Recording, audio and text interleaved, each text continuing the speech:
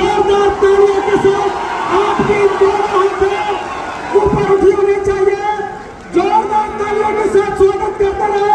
साथ साथ आपका आशीर्वाद इन तमाम जो हमारे प्रत्याशी हैं उनको निश्चित तौर पर मिलना चाहिए।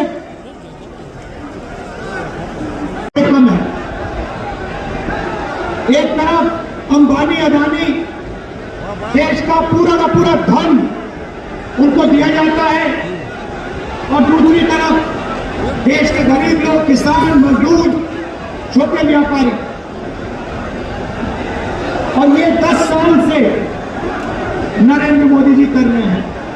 कभी आपका ध्यान इधर ले जाएंगे, कभी आपका ध्यान उधर ले जाएंगे, और जब आप इधर उधर देखोगे नरेंद्र मोदी हिंदुस्तान का धन वही 5, 10, 15 लोगों को पकड़ा दे जाते हैं। नाम आपने सुने हैं, अदानी, अंबानी। अदानी जी को देखिए, हिंदुस्तान के सब एयरपोर्ट, सब पोर्ट, पावर, बिजली, खदाने, solar power, wind power, defence, सारा का सारा नरेंद्र मोदी जी ने अदानी जी को पकड़ा दिया। तो अब सवाल उठता है, हमारा गठबंधन क्या करने जा रहा है? देखिए, ये जो बीजेपी के लोग बोल रहे हैं कि इतनी सीटें आएंगी, उतनी सीटें आएंगी, मैं सीधा बता देता हूं आपको, इनको 150 से ज्यादा नहीं मिलने वाली है। ये जो भी हिंदुस्तान के हर युवा को पहली नौकरी का अधिकार हमारी अगली सरकार देने जा रही है। जैसे मनरेगा में रोजगार का अधिकार दिया, वैसे ही हम ग्रेजुएट को पहली नौकरी का अधिकार देंगे। पहली नौकरी का अधिकार का मतलब हिंदुस्तान के सारे ग्रेजुएट होल्डर, डिप्लोमा होल्डर, उन सबको 1 साल के लिए अप्रेंटिसशिप मिलेगी। 1 लाख रुपए साल का, 8,500 रुपए महीने का, खटाखट उनकी ट्रेनिंग होगी। और अगर पहले साल उन्होंने अच्छा काम किया तो उनको परमानेंट नौकरी मिलेगी। ये जो अप्रेंटिसशिप वाली नौकरियां होंगी, ये प्राइवेट सेक्टर में होंगी, पब्लिक सेक्टर यूनिट्स में होंगी, सरकार में होंगी। तो करोड़ों युवाओं को ट्रेनिंग मिलेगी, हिंदुस्तान का एक वर्कफोर्स मिलेगी, ट्रेन वर्कफोर्स मिलेगी। और हमारे जो युवा हैं जो आज सड़कों पे घूम रहे हैं, इंस्टाग्राम, फेसबुक देख रहे हैं, उनके बैंक अकाउंट में साल का 1 लाख रुपया, 8,500 रुपए महीने का ठगाठक कमाई करता है। आपने देखा होगा, किसान नरेंद्र मोदी के खिलाफ खड़े हैं। वो गलत कानून लाए, किसानों के खिलाफ काले कानून लाए, किसान खड़े हुए, इंडिया गठबंधन वाली पार्टी खड़ी हुई और नरेंद्र मोदी को वो कानून रद्द करने पड़े। अब हम किसानों को 2 गारंटी दे रहे हैं। सबसे पहले, अगर नरेंद्र मोदी अरबपतियों का कर्जा माफ कर सकता है तो कांग्रेस पार्टी किसानों को कर्जा माफ करने जा रही है। इंडिया गठबंधन कांग्रेस के साथ कर्जा माफ करने जा रहा है। और दूसरा, बाकी लोगों को अपने प्रोडक्ट्स के लिए सही दाम मिलता है।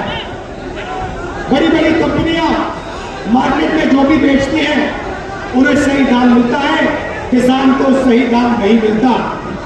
किसान सिर्फ मिनिमम सपोर्ट प्राइस अपने अनाज के लिए, धान के लिए सही दाम मांग रहा है। हम हिंदुस्तान के किसान को गारंटीड कानूनी मिनिमम सपोर्ट प्राइस देने जा रहे हैं। उसको अपने धान के लिए, शुगर केन के लिए market rate minimum support price मिलेगी। हिंदुस्तान के किसी युवा को नहीं अच्छी लगती। जैसे ही हमारी इंडिया गठबंधन की सरकार आएगी, ये अग्निवीर योजना को उठा के हम बाहर फेंक देंगे, खत्म कर देंगे। इसकी कोई जरूरत नहीं है। हिंदुस्तान को 2 तरीके के शहीद नहीं चाहिए। एक शहीद चाहिए, एक तरीके का शहीद चाहिए। शहीद का दर्जा सबको मिले, पेंशन सबको मिले, कैंटीन सबको मिले। तो अलग अलग तरीके के जवान नहीं चाहिए हमें। इसलिए अग्निवीर योजना को उठा के फेंक देंगे, जैसे पहले होता था वैसे करेंगे।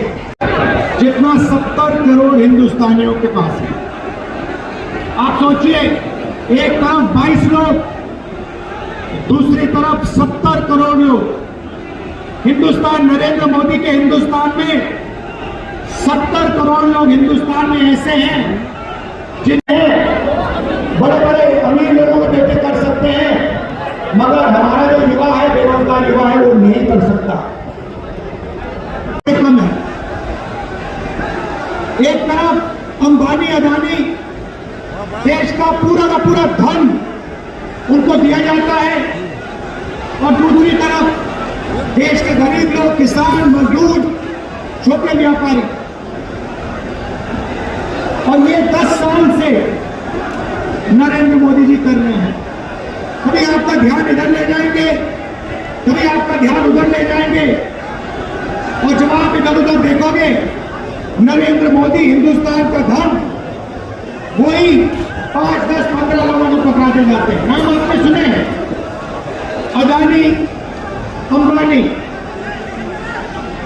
अदानी जी को देखिए, हिंदुस्तान के सब एयरपोर्ट, सब पोर्ट, पावर, बिजली, खदाने, solar power, wind power, defence, सारा का सारा नरेंद्र मोदी जी ने अदानी जी को पकड़ा दिया। तो अब सवाल उठता है, हमारा गठबंधन क्या करने जा रहा है?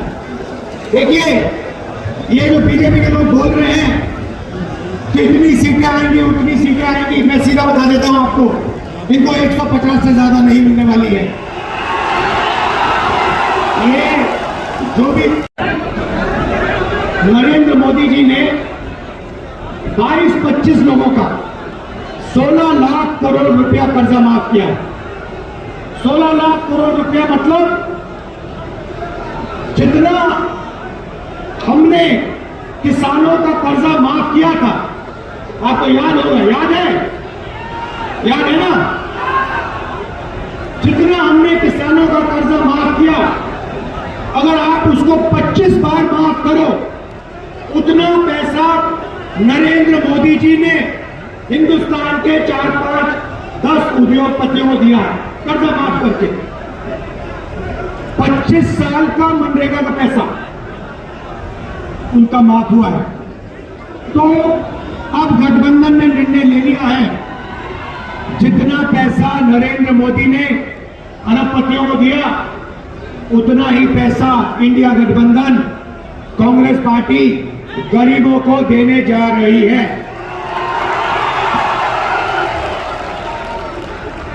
हमारी पहली योजना महालक्ष्मी योजना, हिंदुस्तान के सारे गरीब परिवारों की लिस्ट निकालेंगे। हर परिवार में से एक महिला चुनी जाएगी और उस महिला के बैंक अकाउंट में सीधा कांग्रेस पार्टी साल का 1 लाख रुपया, महीना का 8,500 रुपया डाल देगी। फटाफट हर महीने 8,500 रुपया ऐसा महिला के बैंक अकाउंट में जाएगा, मगर परिवार के लिए उसका प्रयोग होगा। दूसरी बात, नरेंद्र मोदी जी ने हिंदुस्तान को बेरोजगारी का सेंटर बना रखा है। जहां भी आप देखो, किसी भी युवा से पूछो क्या करते हो, कहते हैं कुछ नहीं करते। 7-8 घंटे इंस्टाग्राम, फेसबुक पे बैठे रहते हैं। क्यों? क्योंकि नरेंद्र मोदी जी ने देश में बेरोजगारी फैला दी है सब जगह। जो लोग रोजगार देते थे, उनको नोटबंदी और गलत जीएसटी से नरेंद्र मोदी जी ने खत्म कर दिया। नतीजा ये है कि आज हिंदुस्तान में रोजगार पैदा नहीं हो सकता। अब जो अमीर घर के बेटे होते हैं, रोजगार के मार्केट में घुसने के लिए उनका तरीका होता है उनको 1 साल की अप्रेंटिसशिप मिलती है, टेम्पररी नौकरी मिलती है, उनकी ट्रेनिंग होती है और उनको पैसा मिलता है। मगर ये सिर्फ चुनाव नहीं है, ये चुनाव जो है ये आजादी की लड़ाई है। जैसे आपके पूर्वज और हमारे पूर्वज ने इस देश को आजादी दिलाने के लिए संघर्ष किया, लड़ाई लड़ा, उसी तरीके से ये देश में ये जो चुनाव है ये आजादी दिलाने की चुनाव है। साथियों, ये चुनाव इसलिए आजादी दिलाने की है क्योंकि हमारे बाबा साहब भीमराव अम्बेडकर ने जो हमें संविधान बना के दिया, जिसके कारण गरीब, पिछड़ा, दलित सभी लोगों को अधिकार मिला। आज इस समय में ऐसे सरकार आ गए हैं जिसको बदलने की बात कर रहे हैं। साथियों, इसलिए तमाम हमारे युवा साथी सभी से आग्रह है कि मजबूती से लड़ाई लड़िए, संघर्ष कीजिए और खास करके वीआईपी पार्टी के जितने भी यहाँ पे नेतागण है, जो हमारे कार्यकर्ता है, आप सभी से आग्रह है कि आपने हाथ में गंगा जल लेकर संकल्प लिया है कि अपने हक अधिकार के लिए, अपने आने वाले पीढ़ी के बच्चे के भविष्य के लिए हम संघर्ष करेंगे। तो ये समय आ चुका है 2024 में परिवर्तन लाने का। साथियों, आज देखिए हमारे देश के माननीय प्रधानमंत्री नरेंद्र मोदी जी 75 साल की उम्र हो गए, उसके बाद भी देश के लोगों से तीसरी बार मौका मांग रहे। और एक तरफ हमारे पास योजना जो लाए, अग्निवीर योजना, जिसमें 18 साल में आइए और 22 साल में रिटायर हो जाइए। आप बताइए, ये देश के गरीब युवा का सरकार है, ये सभी गरीब युवा सरकार नहीं है।